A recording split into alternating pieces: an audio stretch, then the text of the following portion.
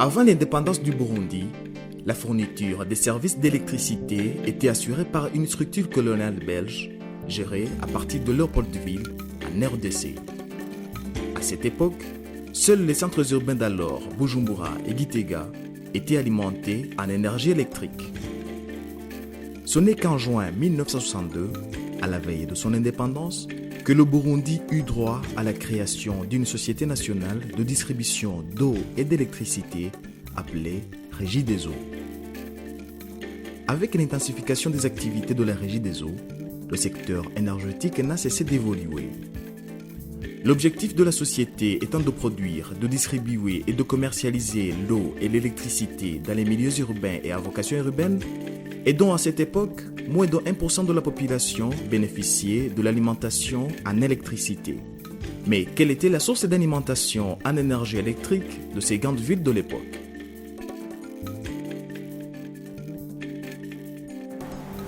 Bujumbura était alimenté en électricité par une centrale thermique qui se trouve tout près de la Braroudi et était aussi alimenté à partir d'une centrale située en République démocratique du Congo, centrale communément appelée Ruzizi 1, via une ligne de transport d'énergie de plus ou moins 112 km à partir de Bukavu jusqu'à Bujumbura.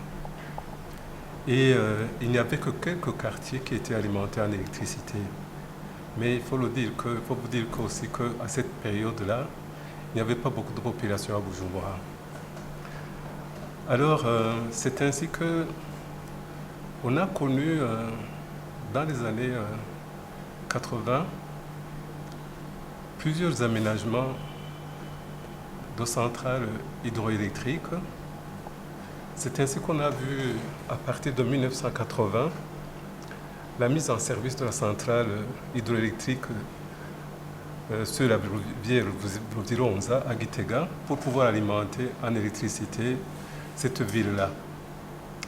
C'était une centrale qui avait une puissance installée de plus ou moins 1275 kW, qui alimente même présentement la ville de Gitega.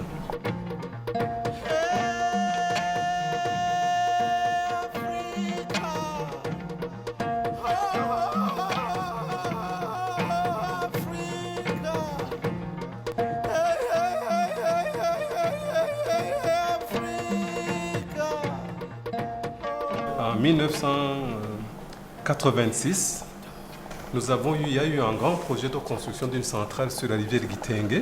C'est la centrale que vous connaissez qui s'appelle la centrale de Rwegura, qui totalise une puissance installée de 18 MW. Donc les travaux ont démarré fin des années 83, début des années 84. Et la mise en service a eu lieu au mois de juin 1986. Et c'est la plus grande centrale du pays. À part les milieux urbains et à vocation urbaine alimentés par la Régie des eaux, le milieu rural n'a pas été oublié dans le processus d'électrification. C'est ainsi qu'au sein du ministère de l'Énergie et des Mines, il y eut création d'une direction générale des hydrauliques et de l'énergie rurale, dont un département deviendra plus tard l'Agence burundaise de l'électrification rurale, ABR en abrégé. À partir des années 1982-1986, on a pu aboutir à la construction des microcentrales en milieu rural. Je pourrais citer au moins 5 microcentrales qui ont été construites. Il y a des microcentrales de Nyabikere, c'est fonctionnel. Une microcentrale de Otezi, c'est fonctionnel. Et aussi, il y a une microcentrale de Murole. Maintenant, ça connaît la réhabilitation, mais quand même, ça pourrait servir d'énergie d'ici quelques jours. Kigwena Yarosera aussi, ça a été construit. Donc, même aujourd'hui, on envisage de construire d'autres microcentrales pour que quand même la population de milieu rural puisse avoir accès à l'énergie.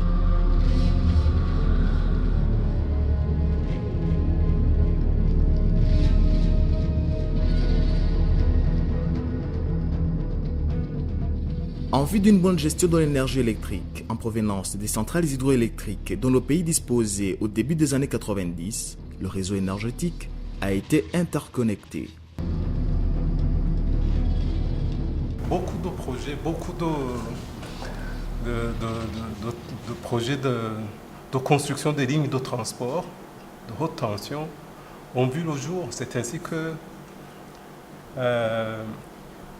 Gitega, qui était alimenté en isolé, après la mise en service de la centrale de Ruzironza, au début des années 90, il y a eu une ligne de transport d'énergie qui a été construite, qui reliait les villes de Bujumbura et Gitega. C'est ainsi que Gitega a été alimenté en électricité. Le réseau était interconnecté, comme on le dit dans notre jargon. À l'époque, même avec la construction de la centrale de Mugere, Mugere alimentait une partie de la ville de Bujumbura. La centrale thermique et la centrale de Ruzizi 1 alimentaient une autre partie de la ville de Bujumbura. Mais avec le projet Rwegura, nous avons interconnecté toutes les centrales. Donc la centrale de Ruzizi 2, Rwegura et Mugere. Et c'est ainsi que plusieurs quartiers ont été alimentés. Grâce à cette interconnexion, on a pu alimenter plusieurs quartiers de la ville de Bujumbura et d'autres localités à l'intérieur du pays. Maintenant, tout le réseau burundais est interconnecté. Donc la petite centrale qui se trouve à Kayenzi, la petite centrale qui se trouve à Muramvya, à Gitega, à Mahanga, toutes ces centrales sont sur le réseau interconnecté.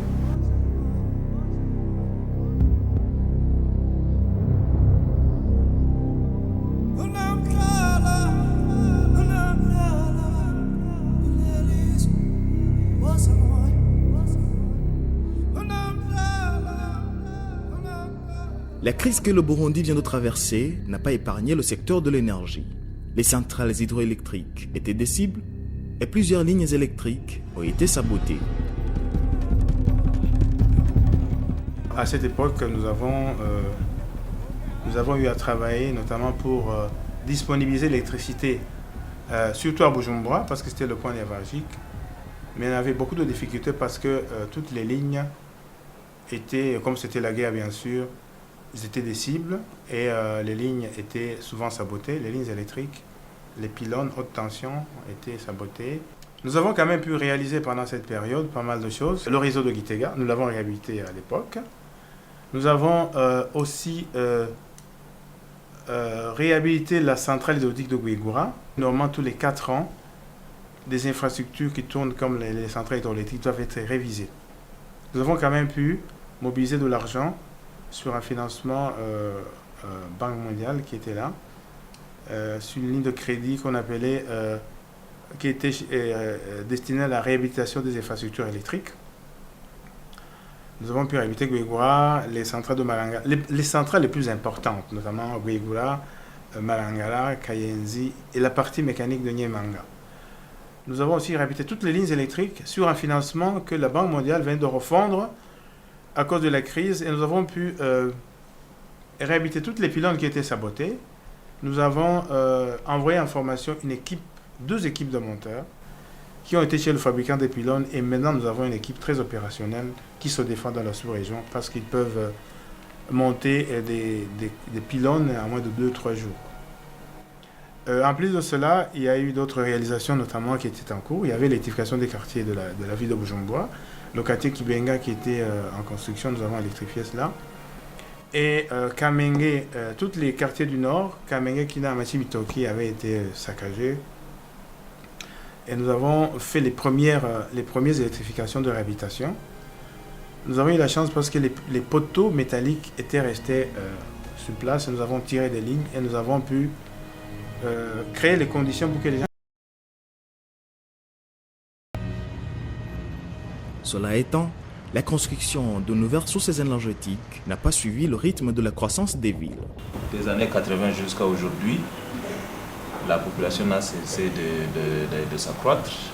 Les villes se sont étendues et les besoins en électricité ont continué à augmenter, ce qui signifie que la demande est toujours élevée par rapport à l'offre que nous proposons. En principe, nous dressons des plans d'extension suivant les budgets qu'on émet chaque année.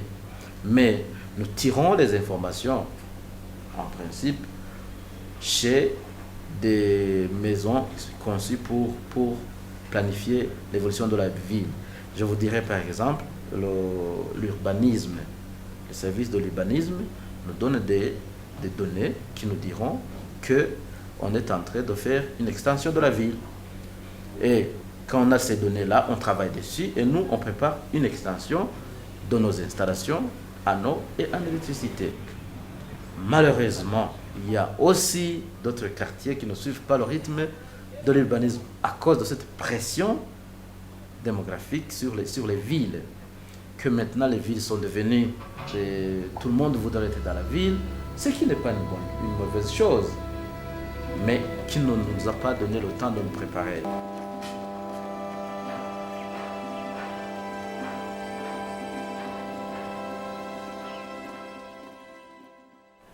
Normalement, nous travaillons avec la production qui était même avant 2000. C'est-à-dire que les centrales hydroélectriques qui existaient avant 2000, ce sont eux que nous disposons jusqu'à aujourd'hui. Il n'y a pas d'évolution. Au niveau national, nous produisons 32 MW. Avec cette centrale hydroélectrique que nous disposons au Burundi, nous produisons 32 MW. Et eux aussi, je peux ajouter l'énergie que nous importons de l'extérieur, c'est-à-dire en RDC, République démocratique du Congo. Là, nous importons 14 MW, 14 à 15 MW. Vous comprenez que nous totalisons 32 à 37 MW. Là, je peux dire que cette quantité d'énergie est insuffisante au Burundi, est insuffisante.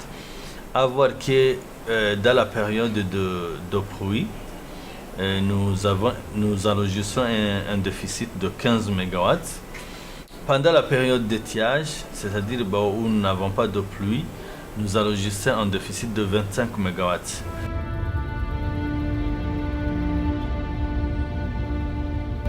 Je dois vous informer que les prix que nous avons sont des prix pas commerciaux, mais des prix sociaux. Ce qui place la régie des eaux au bas de l'échelle quand on compare d'autres prix pratiqués dans la sous-région. Alors que les moyens de production que nous investissons pour produire l'eau et l'électricité, pour le cas qui nous concerne l'électricité, nous tous dans la sous-région, nous les trouvons chez les mêmes fournisseurs. C'est pourquoi, en fait, quelque part, nous restons toujours avec des problèmes d'investissement pour pouvoir répondre à la demande. Parce que quand on a des petits prix, on a aussi de petits rentrées.